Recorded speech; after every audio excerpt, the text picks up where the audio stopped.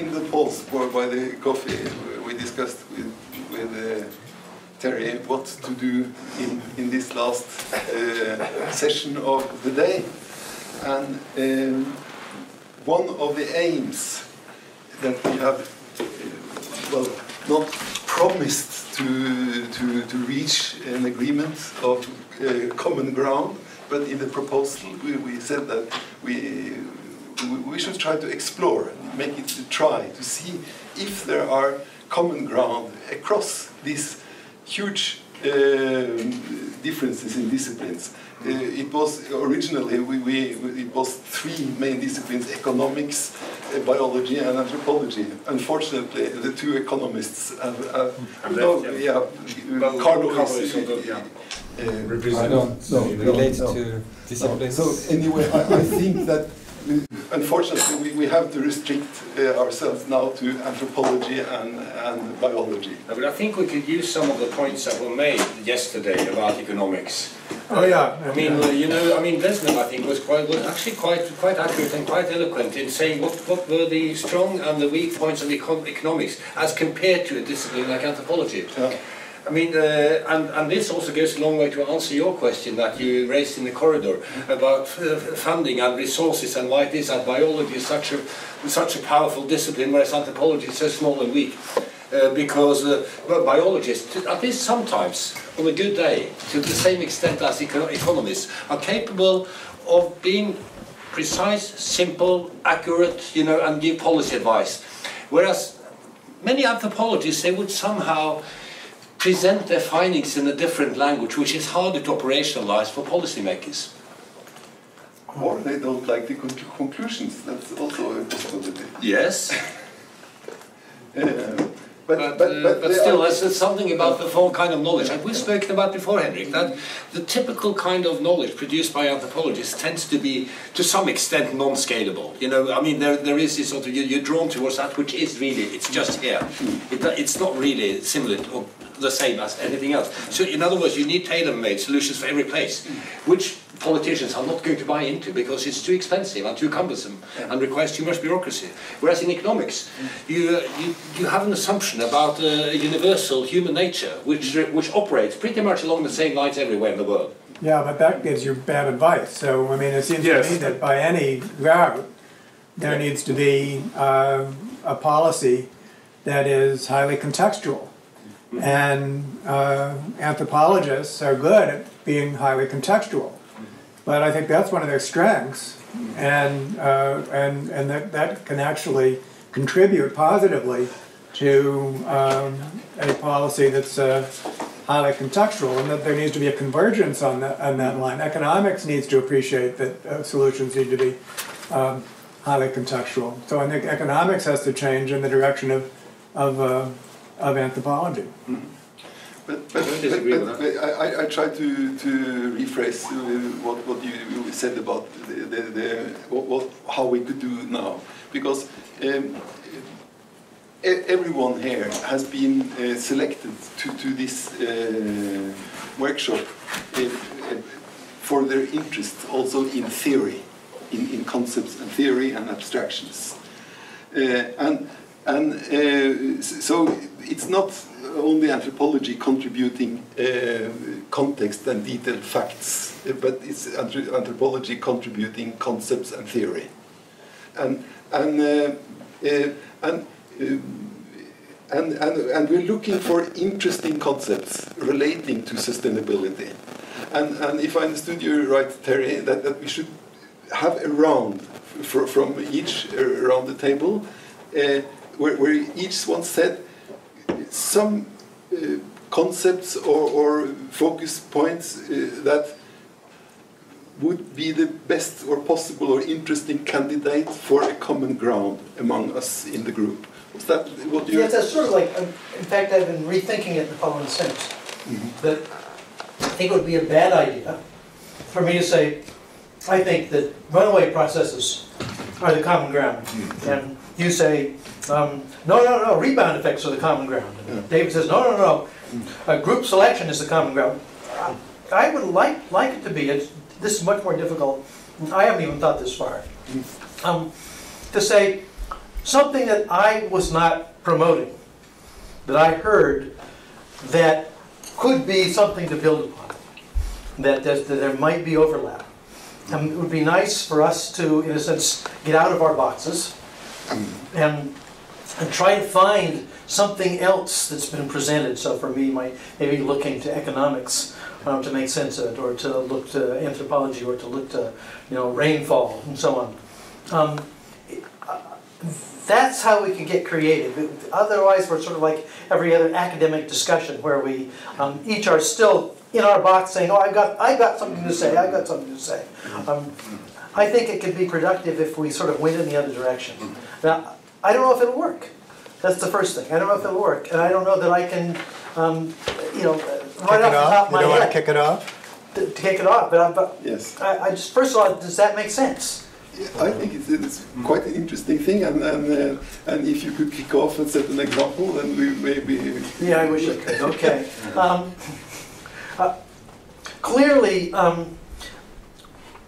something that David has been involved in, which has to do with what makes groups hold together, and how we define groups, and whether it's the scalability problem. It's something that we all are struggling with, this idea of scalability. Because what we're dealing with is a level of scale that we have never dealt with before. The world, the global economic ecosystem, however you want to think about that complex, is a level of scale that we have not dealt with before. And that, as far as I know, I don't think we have real models for it. And my interesting speculation is that all of our models will not scale up to that, because all of our models are all about partial systems. And I'm really interested to know, to get out of that box, so to speak, and say, okay, how do you think about a non-partial system that has these same characteristics that hold it together? How do you do that? I don't know, but I think that's where we are right now. And so if I'm to sort of reach out, that's where I would reach to. I want to say, okay, can we begin to articulate what those differences are between how I make this group work, how I make a social, cultural group work, how do I make a state group work. Those are all partial system problems. I want to know if it really is scalable. And if it's not, what do we do? Good. Nice. Yeah. Mm-hmm. But it could be anything and any form of. I mean, it's very open. But Carlo, just. I had the 2 points of what has been difficult in the sustainable development discourse, and one was to get a better understanding of the relationship between poverty and environmental degradation, and the second was to dare to go into and sort of move the discussion about growth and sustainability one more, and perhaps take a stand there. And I have this idea that we are more into degrowth than to say that we can, fix our way out of it and still continue to have growth. Yeah. Okay. So that could be 2 starting points. Yeah. Then perhaps I must find. Then we need some clarification about the concept of growth. Of course, and that would be our contribution. Yeah, but perhaps it's not growth. Perhaps it's evolution. I mean, I like the concept of growth, but it's just that in one sense, so if you use growth in the sense of economic growth, in the way it's usually used, and people talk about GDP and so on. That's one sense of growth. The growth of an organism, which is a life process, is something quite different, and one could be pro-life, but very much against infinite economic growth. But the same word appears in both, and so we've got to be a bit clear as to what the difference between those two is. That's all. And living organisms grow and die. Exactly. They have a life history. We perhaps don't want to have that life history at the global level. And maybe we do. It may be unavoidable, but it'd be nice to know. You're writing the history of human being, and there has to be an end to it. but now I have noted scalability, growth, and it was growth versus sustainability. Was that? Or no, I mean rethinking growth might put another concept in there, or yeah. Okay, but so you mentioned also degrowth. Yeah, it could be degrowth, or it could be evolution instead of growth, or it could be organic growth instead of economic growth, or I mean. Okay, but then the other word that fits in there is, of course, development. Development, yeah. And that's closer to the ontogenetic growth. Yeah, but it's called sustainable development. So we are going to. We can't clarify, but just using the word once more. I think Tim's comment is you have two senses of growth and maybe two senses of development. Exactly. So you have this double sense. But I just note growth and development with double senses, and scale and scalability. And then David.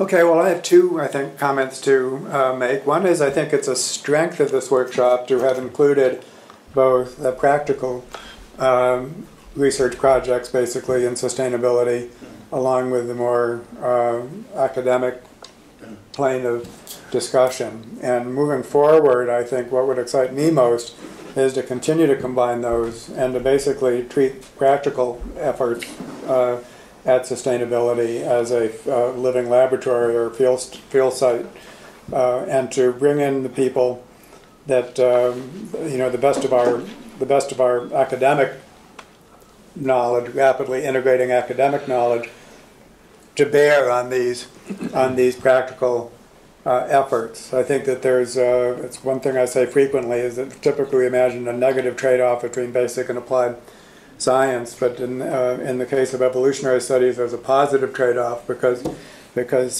from the academic side you have to study organisms in relation to their environments, and that's what the fieldwork component is of evolutionary studies, and of course if you actually do that for real people from all walks of life, then that's also the most relevant research. So you could really have your cake and eat it too by focusing on any one of these projects. There can be a multitude of them, and just get us and my own colleagues that I work with, the Pete Richardsons, there's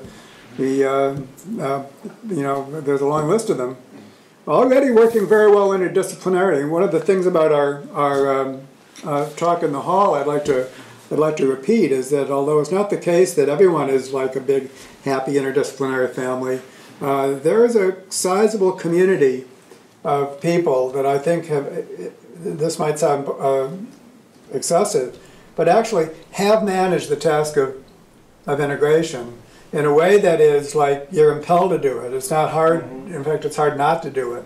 I mean, you just got to bring in stuff from psychology, for example, or from paleontology, archaeology, and so on. You must in order to complete the puzzle. And the community that's working together like this already spans all the disciplines that we're talking about: anthropology, economics, biology, and all. And all that. So I think it's a matter of, in the first place, working with that community, and then, of course, expanding that community. But I just want to bring, my team, the guys that I play with, to the party of what you're trying to do in your geographical region, what you're trying to do in your geographical region, and see what happens. And I think that what happens is likely to be very interesting and will immediately address the practical issues, as opposed to making it sequential, where first we're going to do all this academic stuff, and then sometime down the road there's going to be some kind of practical payoff. So I'm there for any sort of practical sustainability effort, and to bring the big questions to bear upon it. The second, apologies for going long, but the second major issue for me, also I want to bring it in from the hallway, is that to address some of the failures of integration that continue to take place, and for me, I think the field of anthropology represents a kind of a microcosm of the failure of integration. And I know a lot of anthropology departments. I know a lot of people in anthropology departments, and it seems to me that something is going on there in terms of a failure of integration. Blocks of people agreeing to disagree, departments fissioning. The whole question about science is the role of science in the study of humanity, and so these are like elephants in the room, and I think that it's very important to work through them in a way which is respectful on all sides, because there's a great quote from an evolutionist named Kane. It was what is it? Only the simplest minds can believe that in a great controversy one side is mere folly. So important issues are at stake. We're all smart, we're all well read, and yet there's something that's preventing integration from taking place. And you don't have to look across disciplines to see it. All you have to look is in the field of anthropology. It's in your department, it's in my department, and it is something worth talking about. And Tim, for me, represents, and I'm saying this not to personify it at all. In fact, I think it's really puzzling, not puzzling, but worth noting that I've seen have a long, long history of reading about biology. I could never accuse you of being a neophyte in terms of your reading of the biological literature. I hope that one day you'll pay me the same respect with respect to my reading of the anthropology literature.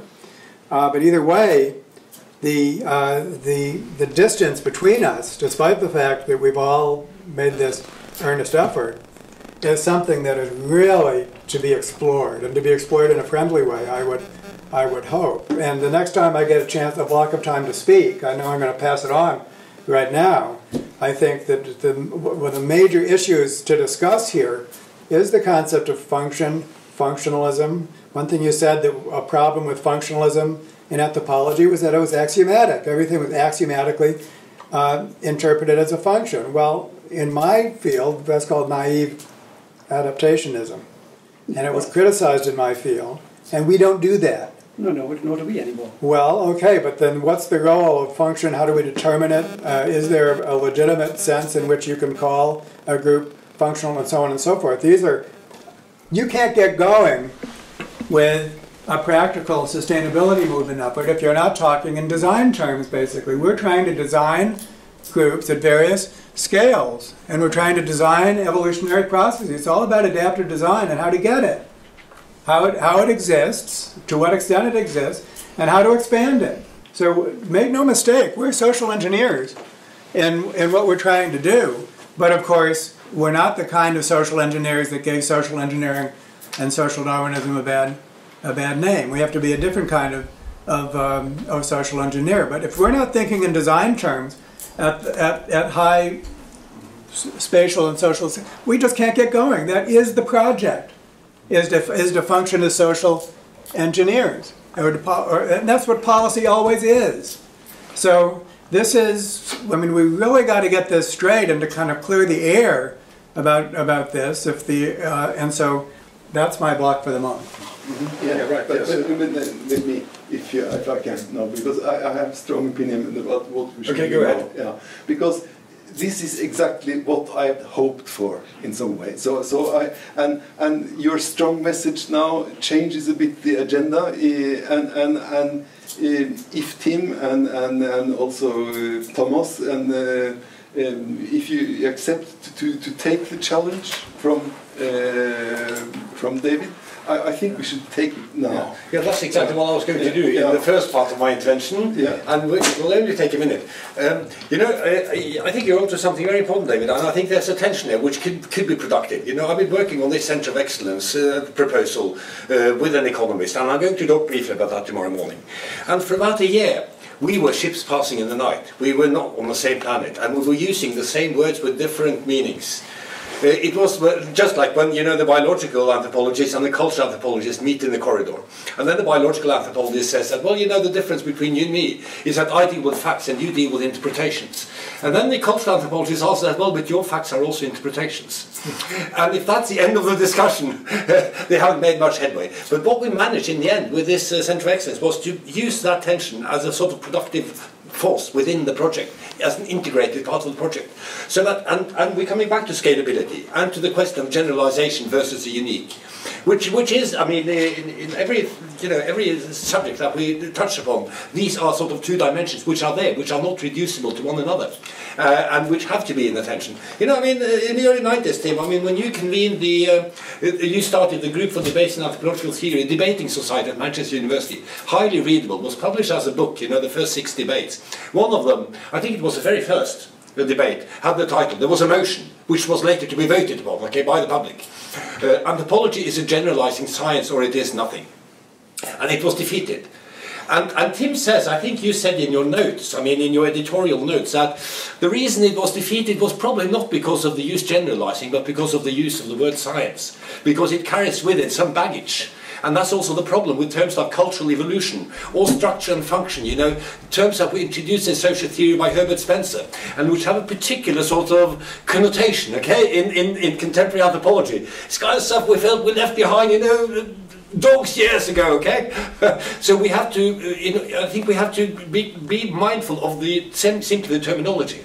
We have to be mindful by being good historians. We don't just say, oh, we're not going to use that word anymore because it got tainted.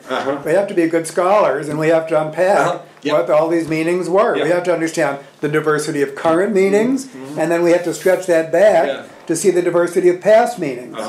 Yeah, and sometimes redefine. So that's just one general comment. I mean about the which I also think has a lot to do with the way in which we work in the disciplinary setting.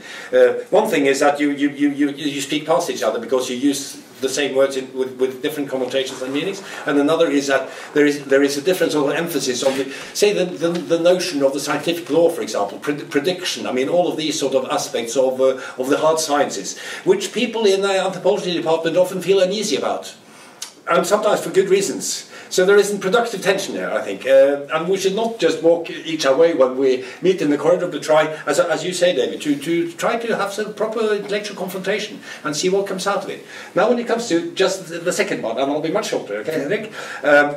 You know, yeah, I think all the concepts that have been mentioned are incredibly important. I mean, with scalability, rebound or unintended consequences. And with group dynamics, and with, you know, development and growth, and certainly, I mean, the runaway process, which I think is also a crucial thing, and the interrelated runaway processes. But if I were to sort of just mention add one pair of concepts to the list, I'd like to, you know, go back to some of the things that Kalle said yesterday, because he always comes up with this, and for good reasons. When someone speaks about sustainability and ecology and so on, he says, you know, he says, I have no time for people who wax lyrical about the needs and requirements and rights of future generations if they don't care about the present one. And then he adds, as an afterthought, although half the children in India are undernourished, what do you have to say about them? And if the answer is nothing, he stops listening. And I think, you know, the tension between what in radical politics could be called a green discourse and a red discourse, the discourse of inequality and that of sustainability, which haven't come quite together, is also key here. Because sustainability, as Kalle reminded us, it's not just ecological, it's also social. It can be cultural sustainability, it can be the sustainability of a self-understanding, which is now falling apart in large parts of Europe, and that sort of thing. Yeah. So inequality and ecological sustainability as a tension to be worked with. Yeah. Okay. You continued the round, but that's okay. I did. Maybe we go back to that. Yes, that's fine. But we don't. We can do both. We can do. I saw that as part of the same piece. Okay, yeah. That's part of the same. That's fine. But I've noted here from you sustainability of self-understanding as one of the. Well, at least different meanings of sustainability, being a sort of holistic package, not merely about ecology, but also about, well, the three crises of mobilization that we've been... Yes, but if what you call sustainability of self-understanding, would that be linked to the third, the identity? You could call it that, yeah. Because I think that's important to point. I just noted it, and then I noted from your red-green. Yeah, the inequality ecology. I suppose that had also to do with fairness. So I noted fairness and runaway processes. And from David, I noted function, design, and engineering, social engineering. And also practical application. Practical applications, yeah. And joining basic and applied science. Yeah. Yes, maybe there are also concepts or themes. Yeah, applied. But if you have... you invited yes, I think yes, I will come after now it seems like I first started to see if we should have a diary, but now Thomas went back to the original idea. So I thought just to save a bit of time. Okay, so I think you and then we have Tim in the end. What should I say? First of all, it's incredibly stimulating to be here, because when you, I mean, one of the things I did not like with academia is that you're always too late in a way. So that's one of the motives for sort of going into trying to sort of affect decisions and stimulate change or have influence on what happens. Really. The academic community must look for the language and principles and decisions that you can use to force politicians or the system to go from something nice and beautiful in the verbal sense to something which binds priorities and affects financial decisions. And I see a potential in the Sustainable Development Goals to affect or influence change in many countries, not just Norway. And there is a connection to the theories and to the theoretical approaches we're talking about here. So, you know, insights on all kinds of living systems and trying to build these things up to a global understanding and seeing the need to really think in a sort of comprehensive, holistic, global fashion about sort of the direction we are heading as humanity and as parts of these ecological systems. I think it's there is some really interesting both theoretical and practical potentials in that, and that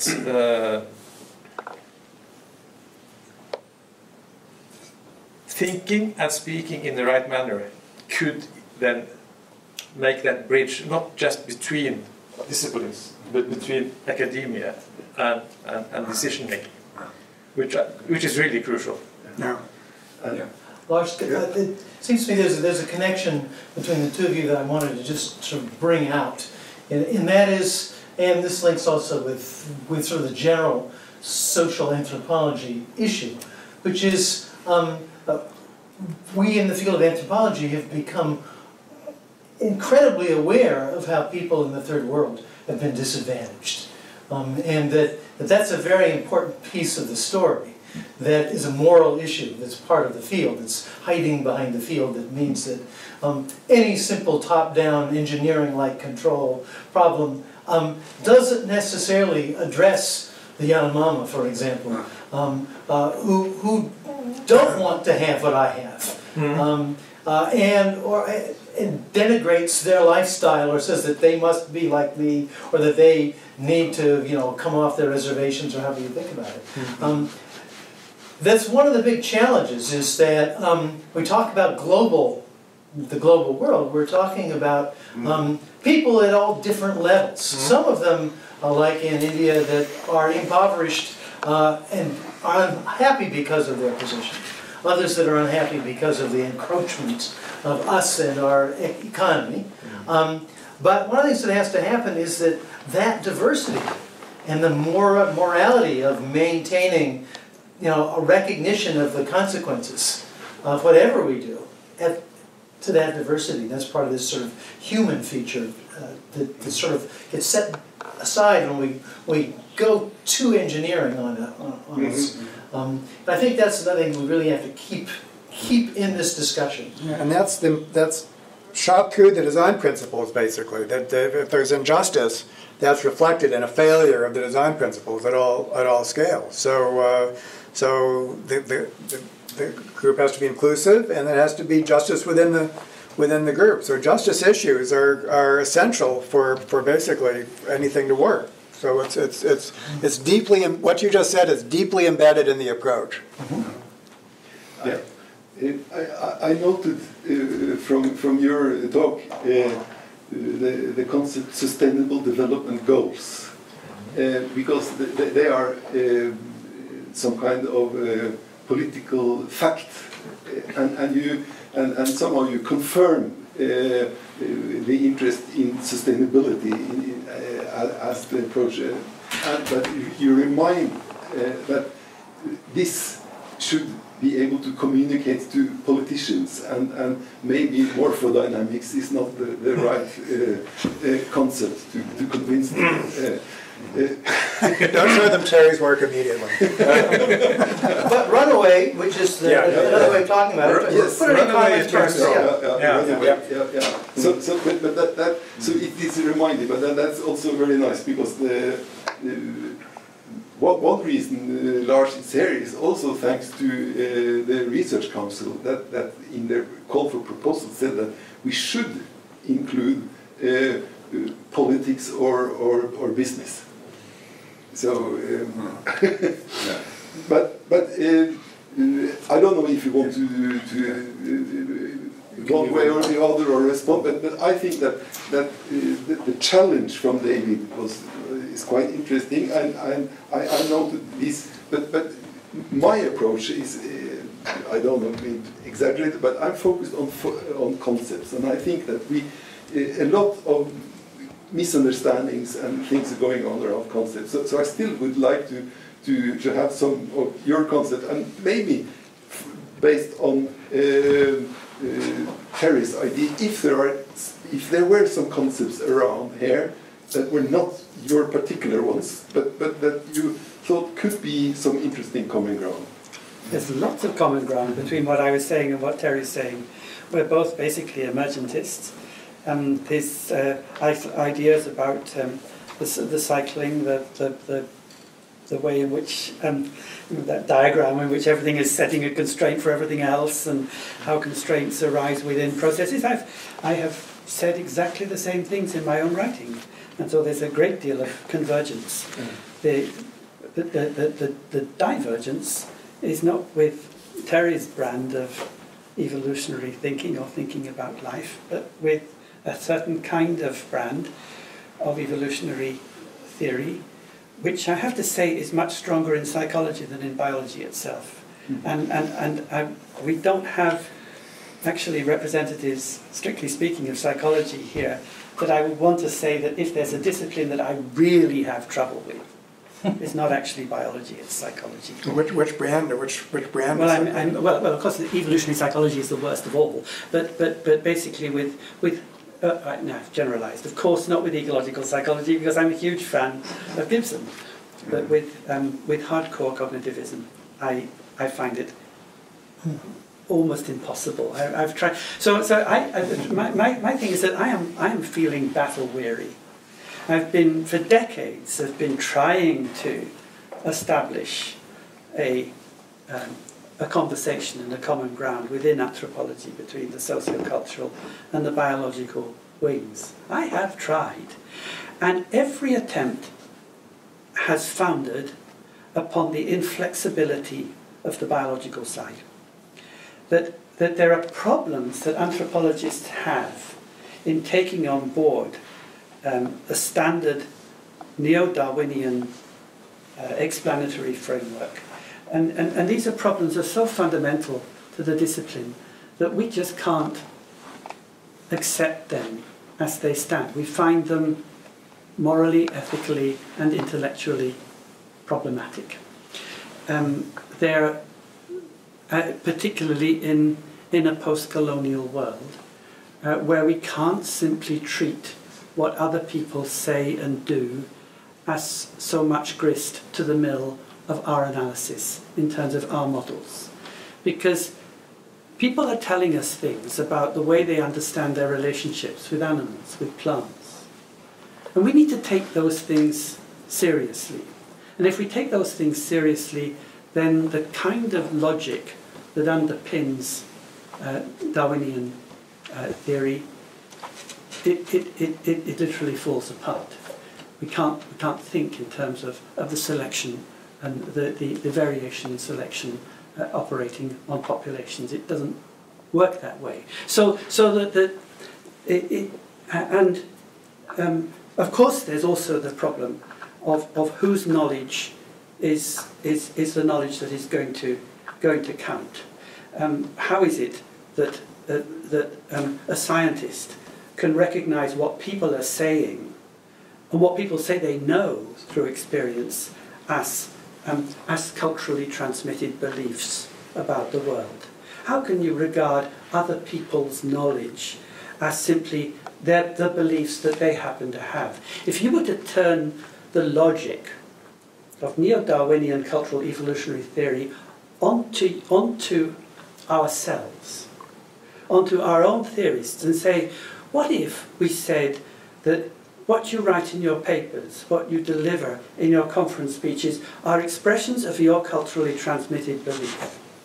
Would we have any reason to take that seriously? No. And what that indicates is that the structure of science that it is currently, or what you're calling science, actually rests on a structure of power relations which has been in place through the whole history of colonialism, and that structure of power relations doesn't any longer hold water in a post-colonial era. So that means that for anthropologists, the social and cultural anthropologists that I talk to, the problem of what science is, what it does, what it can do, is inevitably bound up in the questions of a post-colonial world, in whose knowledge has power and whose doesn't. And what we note is in dialogues with we don't have any problem with scientists. I mean, they're people. We talk to people, but what we find is we had to try and resolve these issues. We actually had a reading group between us in Aberdeen and our colleagues down in St Andrews, partly biologists, partly psychologists, doing the kind of work they do down there, which is very heavily cognitive and looking at people like Andy Whiten, who did these big projects on cultural transmission. And we were sitting down trying to work it out, reading stuff, same articles, discussing what we liked and didn't like about it. And we just didn't get anywhere because we tried to explain why we had ethical and intellectual problems with the structure of the inquiry that was being done by Andy and his team. And our colleagues, really nice people, we got on with them fine. But they couldn't see what the problem was. They just couldn't see it. Or if they did see it, they say, well, we don't, that's not our concern. We're simply collecting the data and we're analysing it according to our models, and that's it. And if we got a setup that will enable us to generate good data, and we have models that enable us to analyse it, so we can produce some results that we can publish, what more could we possibly want? And what do you want with you anthropologists coming along and saying, oh, you know, your conceptual apparatus is all shoddy or circular or whatever? They were not. They couldn't see that. And some of the things that were written we were looking at a paper, for example, by Christoph Böhm, a very highly respected primatologist. Yeah. And he this paper about his view about cultural and cultural transmission. And the people, our folk down in St Andrews loved it. We hated it because it was full of the most outrageous assertions which any anthropologist would recognise as coming straight out of an unreflected Western scientific ideology. And I mean, sort of thought about maybe there are other ways of thinking than this. And so anyway, to cut a long story short, I eventually got so sick of trying to explain why we had a problem with a lot of biological and psychological theory and being told back that I was ignorant, incompetent, that I had no understanding of Darwinian theory and the rest of it. I got so fed up with it, I had to develop a really thick skin. And I decided I'd had enough and sort of more or less withdrew from the field. And now if I have gone through that, you can understand why the majority of my colleagues think they've got better things to do elsewhere. I just wanted to explain that's what it is. No, this is what we're asking for. Yeah. Thank you very much. I appreciate it. Yeah. The real question is that I think on both sides of this story, and this is why you and I are maybe partially in the middle, the emergentist perspective and so on. The reason I think of a general theory of evolution as being more than Darwinian. And we agree. And not that the difference is I don't think neo-Darwinism is wrong any more than I think that Newton was wrong. No, not do I. It's just in a limited context. It's a limited case. So we're actually pretty much agreed. Oh, I think that's the case. But now what I want to be clear on is the strong rejection on both sides. That is, the rejection, from my perspective, of the phenomenology that sort of drives a lot of social anthropology today. Comes from an epistemological perspective that I find difficult in the sciences, because in the sciences we're not asking epistemological questions. We're asking questions of ontology, and it's a different enterprise. And I think part of the difficulty is our languages are so incompatible at that level, partly because of the enterprise. It makes it really difficult to get down to what's going on.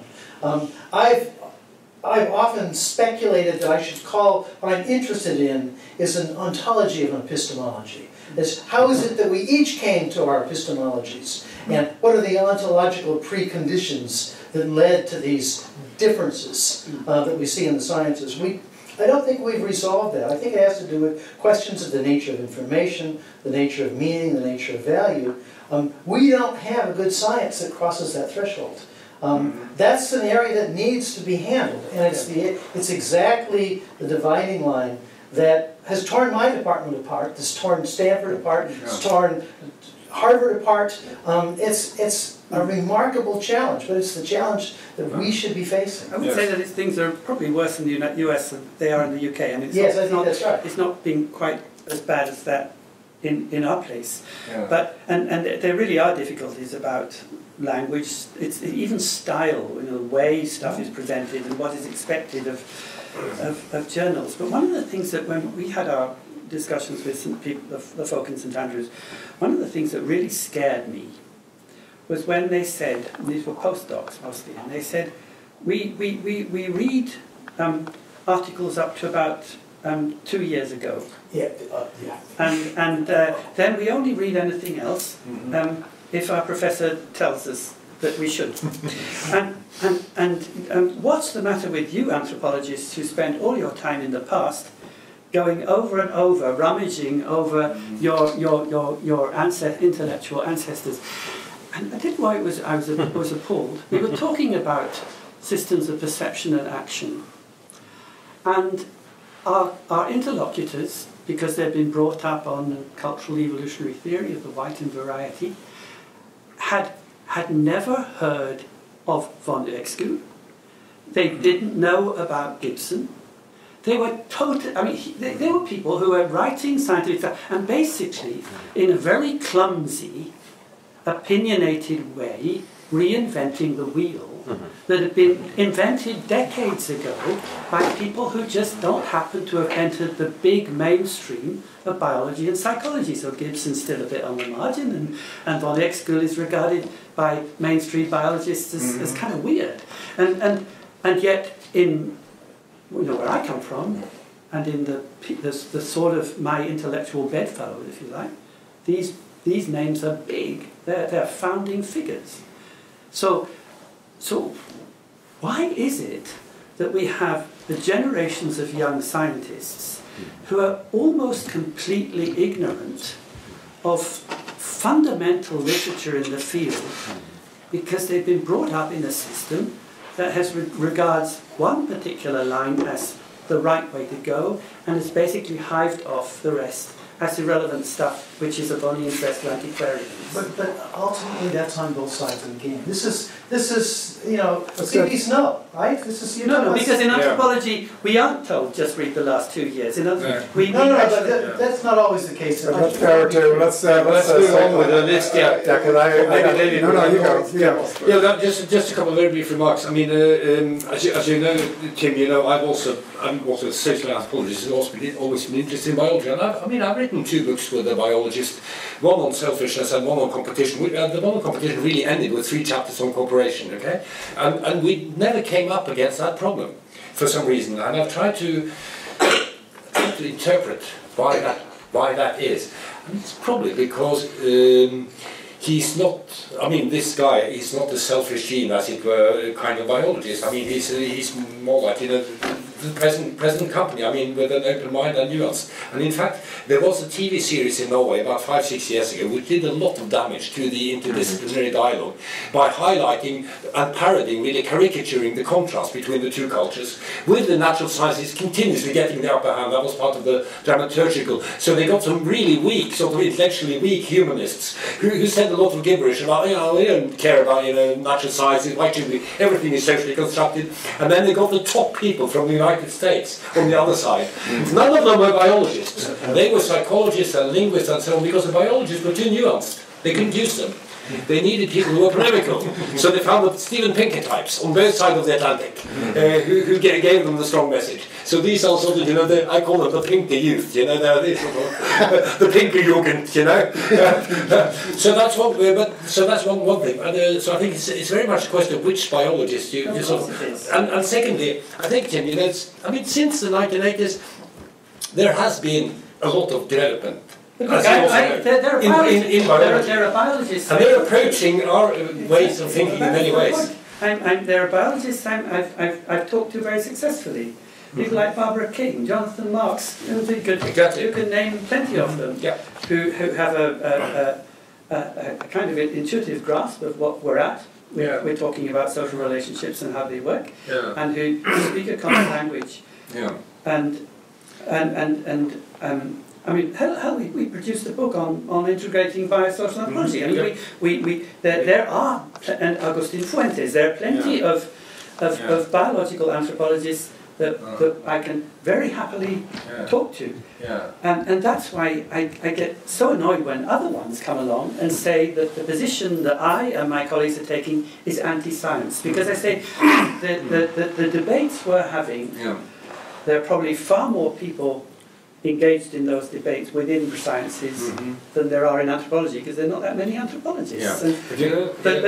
But still you get this thing about and so you have to make a distinction between science and scientism. It might be because scientism and also the popular simplified versions and what sort of the other people do. Now, I just want to add one very brief thing, if that's okay, Henrik, is that Dag Hessen, with whom I've sort of been collaborating over a number of years, who's a biologist at the University of Oslo. He's not a biological anthropologist. He's a limnologist, and he knows a lot about the mating patterns of certain species of bird and that sort of thing. And it did happen on occasion, especially when we were working on our first book, that we somehow were clashing, and we had very different interpretations of kinship and so on, about what kinship was, which is one of the classic sort of debates. And whenever that happened, I would always invoke Bateson, double description. 2 descriptions are always better than 1. And then we just run those 2 descriptions and try to rewrite each other's paragraphs. And it sort of worked for us. So you get good ones, but then you come up against a Robin Dunbar and you go, what the hell do you do? Yes. When I edited the encyclopedia, whatever it's called, Humanity, Culture and Social Life, in 1993, the encyclopedia thing, and insisted on having sections of it on biological, social, and there were 3 sections: one on biological, one on culture, one on social life. And I had and was putting this together in the late 1980s, and I had a chapter in by John Odling Smee on niche construction.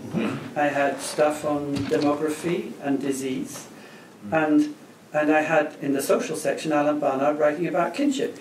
And you know, and Alan had said some things about what social anthropologists think about kinship, and Robin Dunbar had said that he would refuse to contribute to this encyclopedia unless Alan took away some statements which he found offensive. And it was just unbelievable. And with Robin, it's been like that ever since. So he's a warrior. He's a warrior. Yeah. Well, he's also a car salesman, or the son of a car salesman, and he's incredibly good at marketing his product. But he's only got one product, and he's been marketing it for decades. So. But anyway, that's another thing. I think stated. Yeah, I know it's you, and you have, but I really need to go in 3 minutes. What? I really need to go in 3 minutes. You don't need to go in 3 minutes? Yeah, at 6 o'clock, yes. So you get the last one? Oh. No. But let's okay, David. Did you want to say something, Henrik? Yes, I want to say. No, because Henrik had those 3 minutes. We're all going to be here tomorrow, right? No, it's only that I feel that this interdisciplinary discussion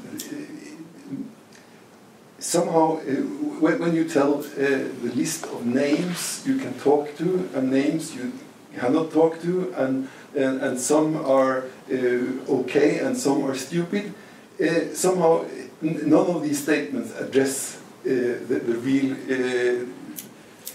the critical question of how we, the concepts. And I think in some way that David's concepts, when he launched function, design and engineering, we have discussed some things, and I know that you have reactions to these words, and we could, but I don't say maybe that we should go into all of that now. No, we can't do that. Well, no, we can't do that. we can't do, Let me take 2 minutes if I could. That's all we got. Okay, but Let David have 2 minutes before Carl has to go. okay. Yeah. Okay, so 2 minutes. So here we go. So I want to say something about cultural systems, leaving science out of it, and then to bring science into it, all in 2 minutes. I think something that can be said about all cultures, including our own, is that there is what's called a symbolic system that influences behavior. Basically, there's some basic fundamental distinction between mental constructs and their influence on behavior. We need to understand in any culture both, basically, the mental constructs and their effect on behavior. And if there's any kind of winnowing process, of course, what we see out there is going to be a subset of what could be, perhaps adapted to its environment. That has nothing to do with colonialism. Well, it does actually. It does actually. You just made a distinction between. Well, because I made it for my own culture in addition to anybody else's. Now, so I put that on the table. Now then, to bring science in, I think that it's important, and I'm interested to see if you agree. You made a distinction just now between science and scientism, that if we think of science as a social process with a particular objective, which is to arrive at the facts of the matter, and then although it's a fallible process, it actually does a pretty good job, I put scholarship in there in addition to science. It's not a matter of quantification, it's a matter of basically the objective of trying to determine the facts of the matter, what happened and so on. And that gives science, although again, highly fallible, cultural biases everywhere, we need to weed those out, a If you different believe kind. that the facts of the matter are there objectively, that's no problem about that. They definitely exist. Say that again. That's what you're. That's what you believe, that whatever happens, whether we get at them or not, there are facts of the matter. So there are. Paul Boghossian has a little book called Fear of Knowledge. Lots of people have books about that kind of thing. But yeah, I just wanted basically. to establish, you would say this is talking to absolutely, you. there are facts of the matter, whether we can get at them or not, there are facts of the matter, end of story. Yes? Such as, and this is what Boghossian said, he says, nothing has happened in philosophy that prevents us from making statements such as mountains existed before people. Well, there are various ways in which you could say that that's not true. I mean, it's not as simple as that. Well, so... For example, you could... But again, I think this is the ontological versus epistemological angle. Well, it is, but... See, if it's a problem for me to say that mountains existed before people, then we have a problem. So that's the last thing I have to say to the moment. Start. You have the problem as where did the concept of mountain come from? You have a problem as to different people will think in different ways about landforms, and not everybody talks in terms of mountains. Not everybody distinguishes landforms in the same way, or would make it. I mean, there's all these things that to say obviously you can say that in some sense there was a physical world before creatures recognizable as human came along. But I hope so. But you know, and if you want to say, okay, that's it. Thank you. That's the facts of the matter. That's what you okay. So that's what you mean by a fact of the matter. Yes, and it's an important objective to accumulate those and to make them as sturdy as possible. So social facts are harder, and I think you're much closer to say that the social facts of the matter do have, because they're epistemological at base, they're a little harder to put our fingers on. But you know, recognizing molecular interactions in the cell don't have that difficulty. I think one of the challenges is to recognize that distinction. There's a lot of good science that can go along just fine without a lot of epistemological work. But tomorrow when we take up again, or maybe during dinner, I'll tell a story for something which is squarely anthropological. It's about the nature of religion. And I think that this is a great case study because it's something that evolutionists got involved in about 15 years ago at the turn of the century, and have made a lot of progress, more progress than I would say that the social sciences have made during the previous century. Well, that's just the sort of thing. That you say these kinds of things. Sorry. And you said at the beginning of your talk yesterday that evolutionary thinking about humans is 100 years behind what it is in the rest of biology, you said. Yes. And I was internally furious. Yes. Because I thought there's absolutely no justification, and you said it on the basis of a construct which I recognized from the 18th century. And I thought you have to go to take the framework you just presented us. There is culture, and there is behavior, and culture is mental, and behavior enacts it. Well, it's Kantian for a start, but then it's Cartesian. And why is it that anthropologists have spent the last 30 years trying to explain why that kind of dualism does not work? And why is it that the scientists who are trying to tell us that there is some sort of unity in the world are the most robust dualists of all? I mean, nowadays, if there's anybody who is repeating the biology-culture distinction as though it was set in stone, it's not anthropologists. We discarded it ages ago. It's the scientists. And we find this bizarre. I think it's more complicated. Being someone who's... Of course it's more complicated. Well, and it's more complicated in part because there's a tendency towards what I would call subjective idealism in social anthropology. It's absolutely true, and it's one of the things that causes those of us who are doing more what you might call empirical bench work in science to be disturbed by these conversations in the same way that you're disturbed. And I think what we need to do is to recognize how these buttons get pushed and why, and then to figure out what's underneath both sides of this story. And so that means that you don't reject and you don't reject. We have to say, okay, why is it that we're having these? Let's get at the facts. I don't think it's fair to say that evolutionary biology is still back in the 19th century or even 18th century. I do think it's a mistake to say that brains are computers. Yes, of course. Actually, I should have been more precise. It's evolutionary psychology. If you go back to our friends Tooby and Cosmides, and you read their manifesto for an evolutionary psychology, or if you read E.O. Wilson on human nature, and going on about supergenes and stuff, that is straight out of T.H. Huxley could have written it. Exactly. Yeah. No, look, we agree that there are bad and these are versions. people who are telling us that the social sciences are behind the times, and it's about time we brought up this new creed, and it's bloody irritating, to be honest. I'm my own critic of sociology. Yeah, I'm proud to say that This View of Life, the magazine that I helped her run, has a whole series called "What's Wrong and Right About Evolutionary Psychology," which explores a lot of these nuances. I look forward to telling my story about religion next time around. And now let's go. Great. Now let's have a break.